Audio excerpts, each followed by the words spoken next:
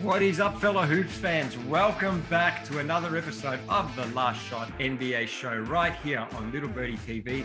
As always, brought to you by our great mates over there at topsport.com.au. Now, your boy's back in action. I was in health and safety protocols for a little bit. I'm back today. Please excuse my congested nose and my scratchy throat. Obviously, I want to thank the boys, Parky and BK, for holding it down on Wednesday morning. Now I'm back, but BK's out today. He's missing. It doesn't matter because we've got Parky here with us, our resident betting expert, who I watched the episode on Wednesday, Parky, and I'm very glad you were tooting your own horn about your great picking record so far.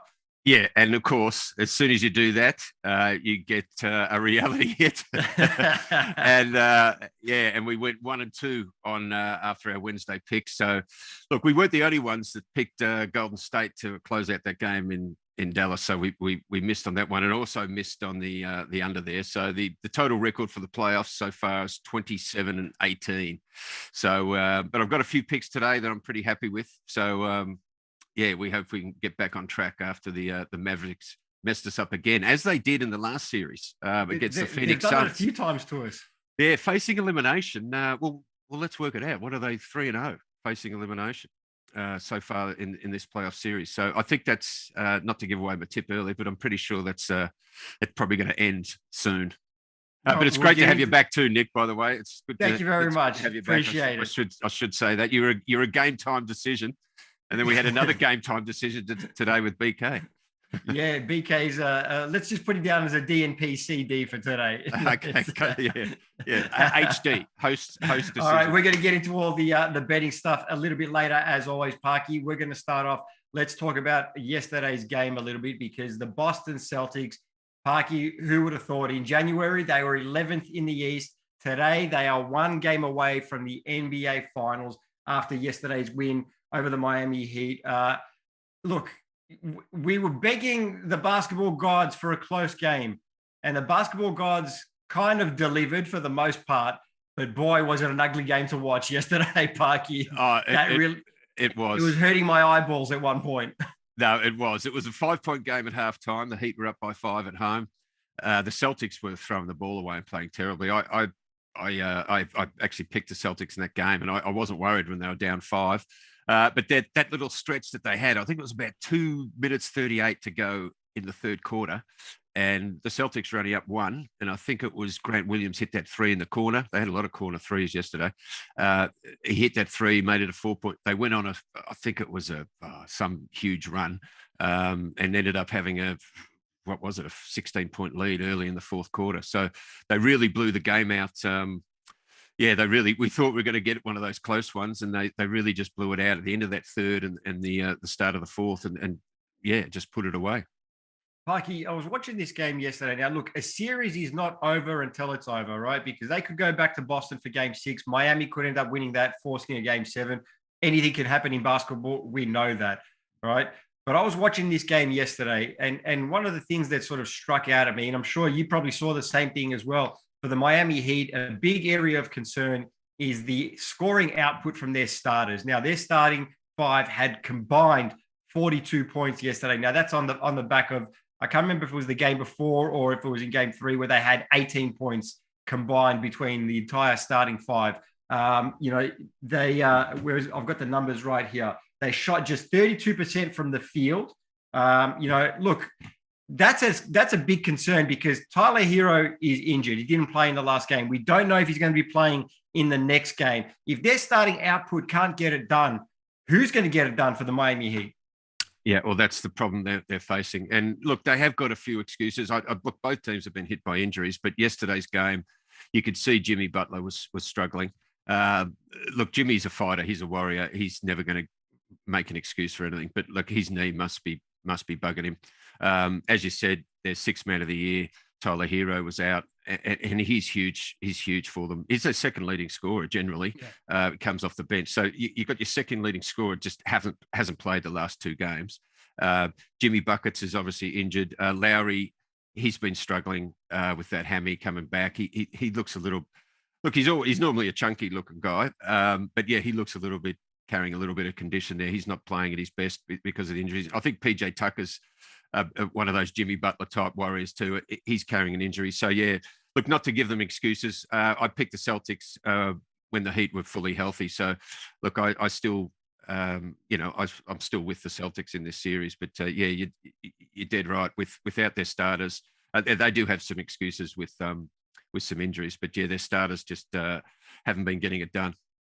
Yeah, you mentioned the injuries, and Eric Spoelstra alluded to that post game where he said, "Look, we do have guys, injured. We're not using that as an excuse." He said both teams have guys that are injured, which is true. The Boston Celtics have not been fully healthy until yesterday's game. They got Robert Williams, the third back, and boy, is he crucial to that team, and he just really changes the dynamic of that team defensively. There was that one closeout block. I think it was Gabe Vincent he's going up for the corner three, and he closed out. He was in the paint when Gabe Vincent caught that ball on the 3-point line, and he closed out, got a fingertip to it, just really changed the trajectory of that shot.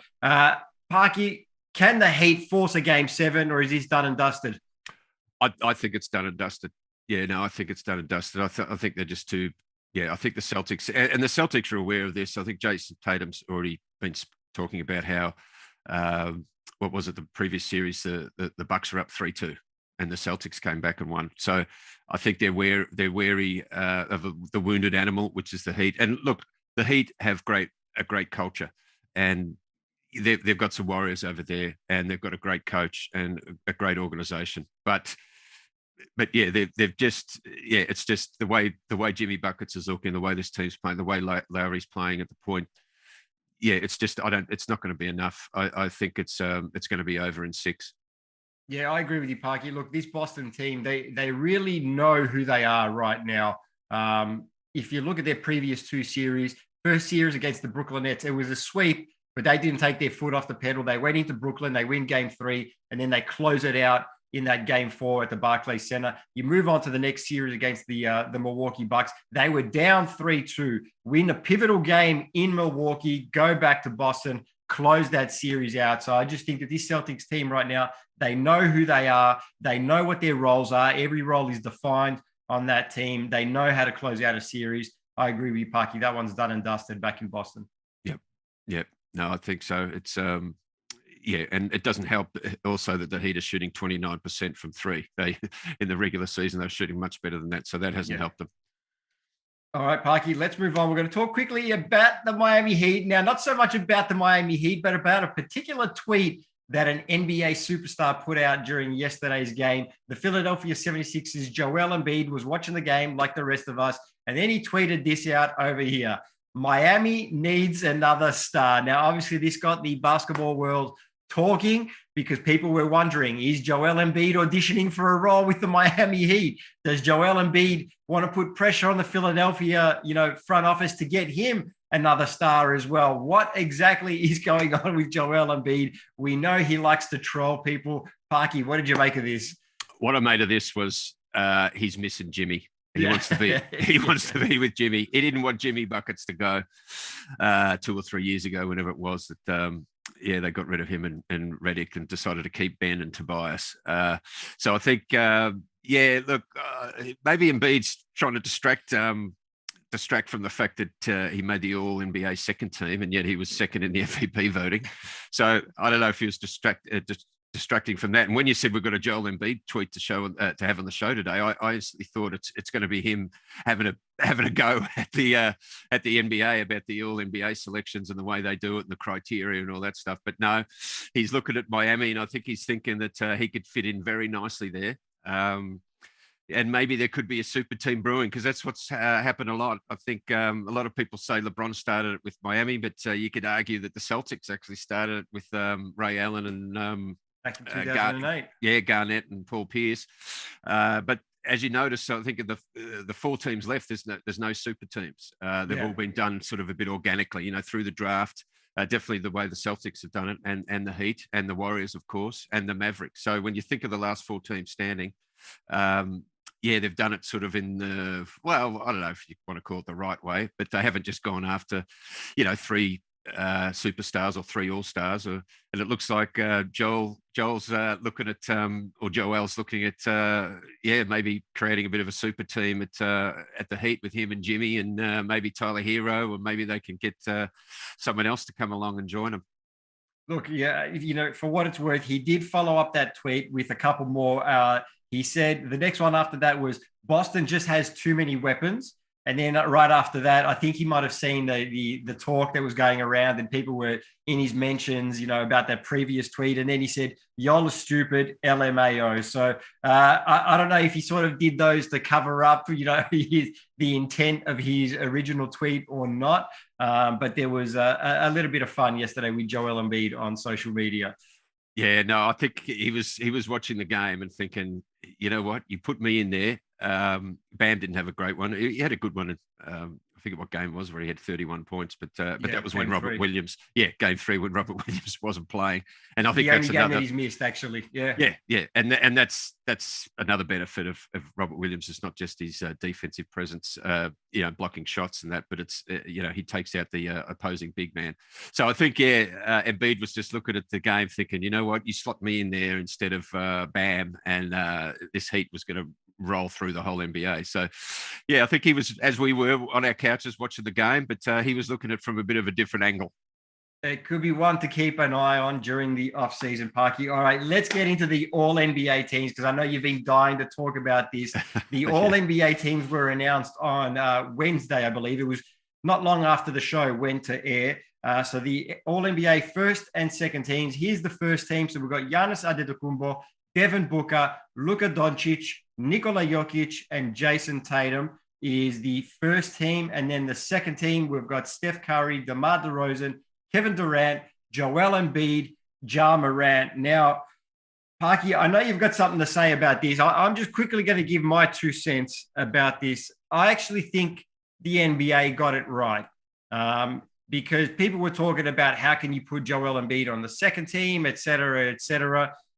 Look, say what you will about, how everything's done. It's done by positions, 2 guards, 2 forwards, 1 center. It could be outdated way of doing things.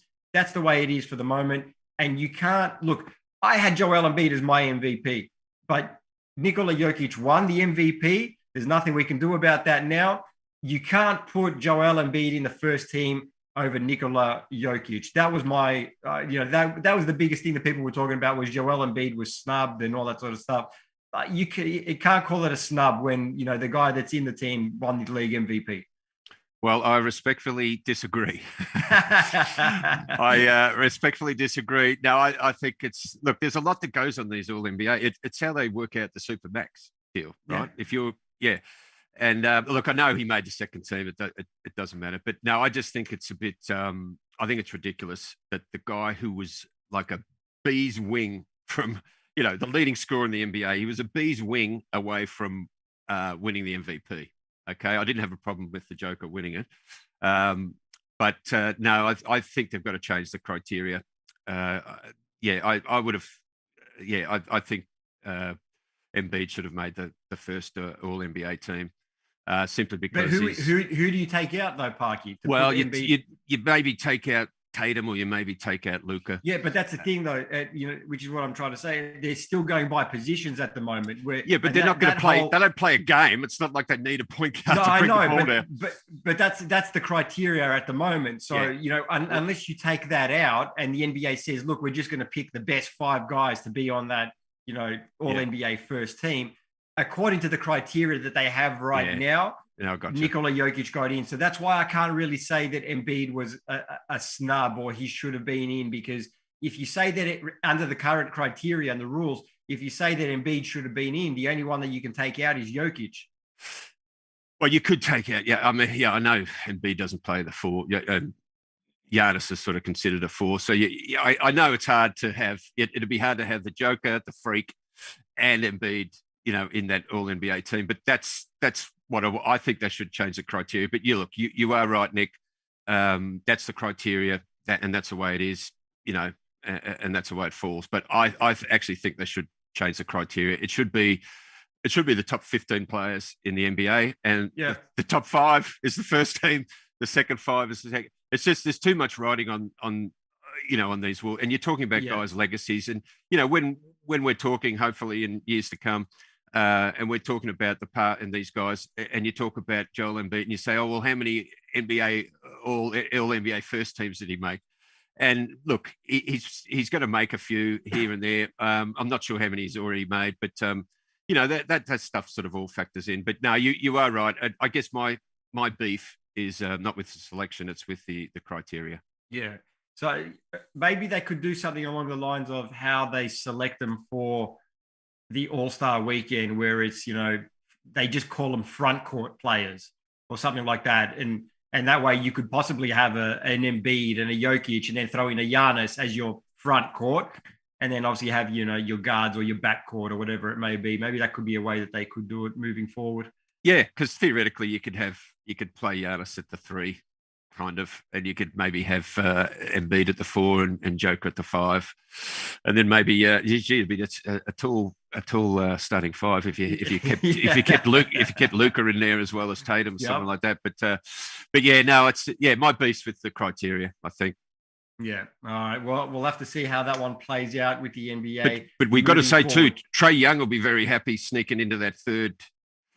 We didn't mention, the third team. The third team, yeah. But Ice Trae snuck into that, and that's going to mean it's going to be about an extra 30 to 35 mil for him, right? Yeah, and no thanks to Jalen Rose on that one there. So he picked for Kyrie. Kyrie Irving. I heard that, but I think he backed down. I think he apologized on there about that. I think he backed, yeah. So he said he was glad that it didn't cost Trae Young, his spot on the third team, because Trae Young deserved it. Yeah. Well, that happened to Tatum last year. He made the All-NBA first team this year, but I think last year he just missed out. And, that cost him about 30 to 35 million, around that mark. So yeah, no small chunk of change there at all. All right, Parky, let's get into the betting side of things right now, because look, despite last games, you've been pretty much on fire this season. So let's take a quick look at today's game that we've got about to tip off. Not too long. It's 11 a.m. tip today, just after 11 a.m. So we've got the Golden State Warriors, Dallas Mavericks. The Warriors, $1.35 favorites, Parky. Dallas Mavericks, $3.30. Lines at -6.5. Total is at 214.5. Live on ESPN today. All right. Warriors going to close it out, Parky? I think they will. But as we've seen, the Mavs have been sort of a bit of my bogey team when it comes to picking against them. My record would be so much better if it wasn't for the Mavs. They really messed me up at the end of that Suns series in the second round of the playoffs when they won Game 6 and 7, which was just, I can't believe they did it. And they were facing elimination at home in Game 4, and they got it done there. But I don't think they're going to shoot 20 from 43 from 3 again. Luka was 3 from 11 that game, and the others, which is Bullock, Finney-Smith, and those guys, Kleber, they were 17 from 32. Which, if you do quick maths on that, that's way above 50%. So yeah. I don't see that happening. I think the Warriors are going to play a bit better D. There's an interesting stat here. Another reason why I like the Warriors to cover the 6.5 points is that this season the Warriors are 17-5 against the spread after a loss when they're at home.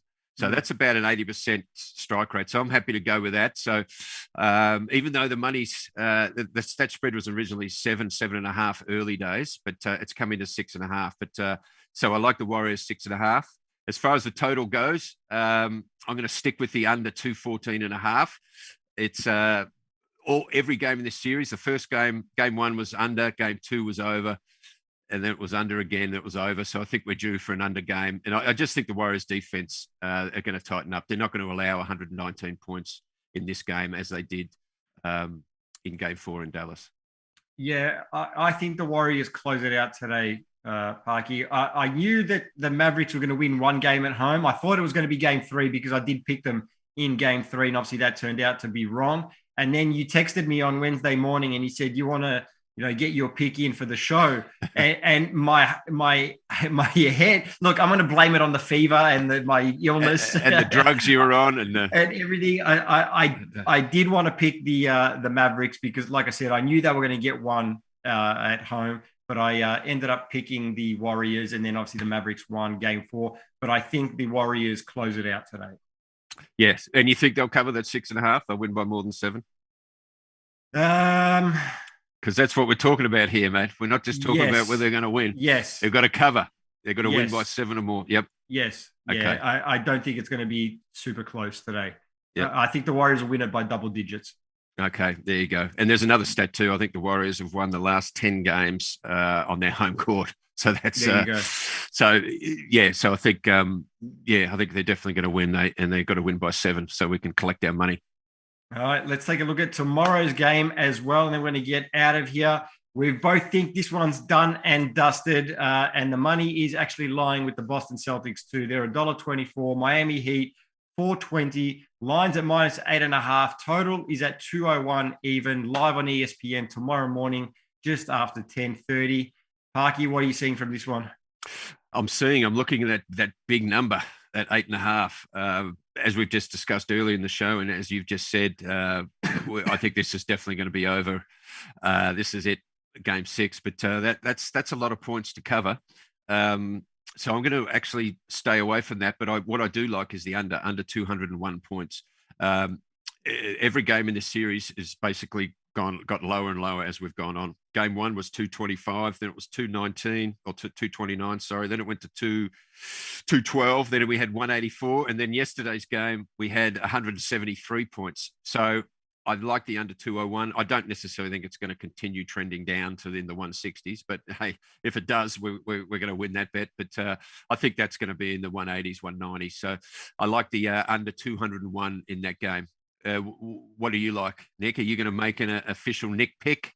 Yeah, look, like we said, I think Boston, close it out tomorrow. Now, in terms of, I'm going to stay away from the over/under, but every game in this series has been won by double digits, right? Yeah, good point. I think that says it all right there. Maybe I shouldn't be scared of that 8.5, should I? But I don't know why, but I am. And you know what? The Celtics are going to end up winning this by 20 probably. Yeah. Even yesterday it was close for what, two and a bit quarters, and then the Celtics went on that 18-2 run and blew it out the. Then they won by 13, and actually that was. That's the closest game we've had in the entire series. Yeah, it was. So I guess that 8.5 shouldn't scare me, but I'll stay with the under 201 on that. And your official pick is what's your one? Because we're going to keep Boston by double digits. Okay, we'll put that. I like that because I kind of half agree with that as well. So I'm not going to give you too much shit if you get that wrong. All right, Parky, that's going to do it for us for today. Enjoy the weekend of hoops action, and I'm pretty sure if I'm wrong on any of my picks, you're going to be texting me throughout the weekend and letting me know. Of course, that's the fun of it, mate. The fun of it. Yeah, absolutely, mate. I always look forward to that. I'm like, all right, here we go. The text from Parky is coming in 3, 2. Yeah. It was a bit quiet the other day in the Warriors game. I don't think I texted you on that game when I went 0 for 2. So it's all good fun. You'll definitely know if my picks are winning. Yeah, absolutely. All right, Parky, enjoy the weekend, my man. You too. Good to have you back. Thank you very much. We'll catch you on Monday morning. All right, guys, this has been another episode of The Last Shot NBA show right here on Little Birdie TV. As always, brought to you by our great mates at topsport.com.au. We'll see you guys Monday morning.